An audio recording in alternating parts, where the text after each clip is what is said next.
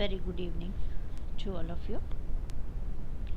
Welcome to e-lecture of BA final students. BA final के students अपने video lectures को प्रायः बहुत कम देखते हैं और ना ही आप सब्सक्राइब करते हैं। चूँकि परीक्षा का समय निकट है, मेरा आप सबसे आग्रह है कि अपने वीडियो लेक्चर्स को देखें और यूट्यूब चैनल्स को भी सब्सक्राइब करें।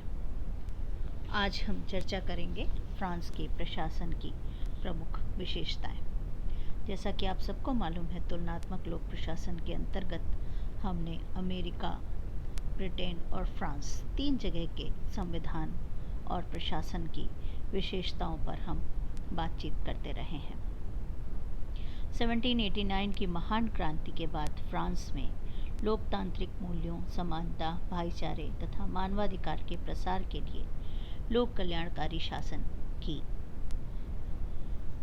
बात निरंतर होती रही। 1791 से 1958 तक फ्रांस में बार बार संविधान निर्मित किए गए, शासन सत्ताएं परिवर्तित हुईं और अस्थिरता का दौर जारी रहा। लेकिन समस्त भीषण परिस्थितियों को जूझकर फ्रांसीसी प्रशासन एक उत्कृष्ट और जनहितकारी प्रशासन के रूप में स्थापित हो गया है। मध्यकालीन विश्व इतिहास तथा समसामयिक अंतर्राष्ट्रीय परिदृश्य में फ्रांस का स्थान महत्वपूर्ण रहा है। जर्मनी, स्पेन और इटली के मध्य स्थित फ्रांस पश्चिमी यूरोप का सबसे बड़ा देश माना जाता है। 1789 की फ्रांसीसी क्रांति विश्व प्रसिद्ध है। फ्रांस में बहुत सारे विद्वानों ने जन्म लिया है। रूसो, वोल्टेयर और मॉन्टेस्क्यू जैसे विचारकों ने फ्रांस को चेतना प्रदान की थी। नेपोलियन बोनापार्ट का उदय हुआ, जिसका मानना था कि संसार में असंभव कुछ भी नहीं है। विश्व पर्यटन संघ के अनुसार फ्रांस में सर्वाधिक पर्यटक प्रतिवर्ष आते हैं, जिनकी संख्या निरंतर बढ़ती जा रही है। इसके पश्चात, फ्रांस के पश्चात ही लोगों का रुझान अन्य देशों की तरफ होता है। फ्रांस की राजधानी पेरिस है। धर्म यहाँ का ईसाई है और मुद्रा यहाँ पर फ्रैंक है। आईफिल टावर के लिए प्रसिद्ध फ्रांस में अनेक महान विभूतियाँ पैदा हुईं।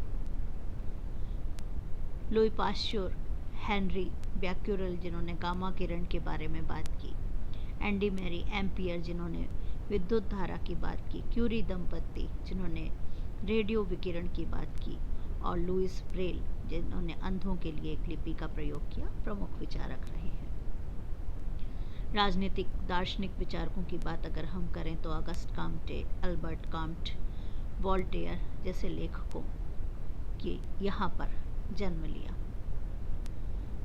आधुनिकता के साथ साथ नैतिक मूल्यों को बनाए रखने के लिए भी फ्रांस हमेशा से प्रयासरत रहा है। ये माना जाता है कि पेरिस की लोकल ट्रेन में जो यात्रा करता है, वहाँ पर लोगों को चॉकलेट इसलिए दी जाती है कि यात्री सिगरेट की तलब से बचे रहें। यद्यपि बहुत छोटी सी बात है, लेकिन फ्रांस इसे बहुत ही गंभीर मानता है। फ्रांस में पर्यटकों की समस्याओं पर बहुत ज़्यादा ध्यान दिया जाता है। विश्व की परिवर्तित अर्थव्यवस्था में फ्रांस भी प्रभावित हुआ है। एक और प्रशासन के माध्यम से लोक कल्याणकारी गतिविधियां राज्य द्वारा संचालित की जा रही हैं, दूसरी तरफ वहां पर भी निजीकरण बढ़ता चला जा रहा है। फ्रांस के संविधान की विशेषताओं पर हमने पूर्व में चर्चा की और फ्रांस के शासन व्यवस्था के बारे में भी हमने देखा। आज जो हम बात कर रहे हैं, फ्रांस के प्रशासन की विशेषताएं। फ्रांस में दो तरह का शासन प्रचलित है। यहाँ पर अध्यक्षीय कार्यपालिका शासन व्यवस्था भी है और यहाँ पर संसदीय शासन व्यवस्था भी है। कुछ मुख्य विशेषताओं को हम देखना प्रारंभ करते हैं और उसी पर हम चर्चा करते करते अन्य विशेषताओं पर भी बात करेंगे। पहली जो विशेषता की बात हम करेंगे वो है शास्त्रीय प्रशासन। फ्रांस का लोक प्रशासन अति उत्तम क्लासिकल प्रशासनिक व्यवस्था का पर्याय माना जाता है, क्योंकि लोक प्रशासन के सिद्धांतों तथा मानवीय पक्षों के संयुक्त आधार पर निर्मित यह प्रशासन अत्यधिक औपचारिक एवं विविधताओं से युक्त है। फेरल हेडी इस व्यवस्था को शास्त्रीय इसलिए मानते हैं कि राजनीतिक अस्थिरता के दौर में भी फ्रांस की प्रशासनिक व्यवस्था ने कभी भी जन कल्याण एवं लोक कल्याण के विषयों को कार्यों को तिलांजलि नहीं दी, बल्कि प्रशासनिक निरंतरता निरंतर बनी रही। जर्मनी तथा फ्रांस के प्रशासन की यह व्यवस्था बहुत सारे देशों के लिए एक उदाहरण है।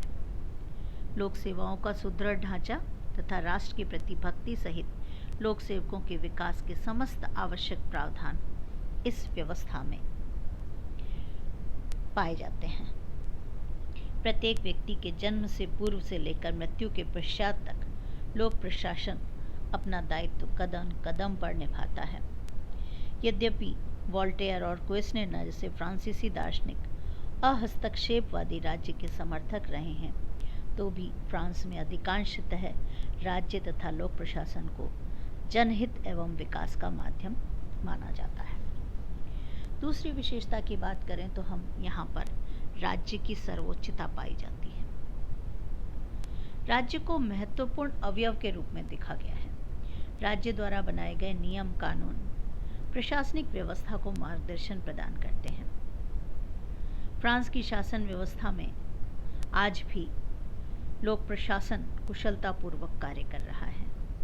बड़े ही सहज ढंग से स्वयं को सर्वोच्च सत्ता अर्थात राजनीतिक कार्यपालिका एवं संविधान के अधीन ही स्वीकार किया जाता है। सरकार राज्य का आवश्यक अंग होती है तथा प्रशासन सरकार के कार्यों को संचालित करती है। स्थायित्व के बावजूद भी लोक प्रशासन के अधिकारियों ने कभी भी राजनीतिक अस्थिरता का दुरुपयोग नहीं किया।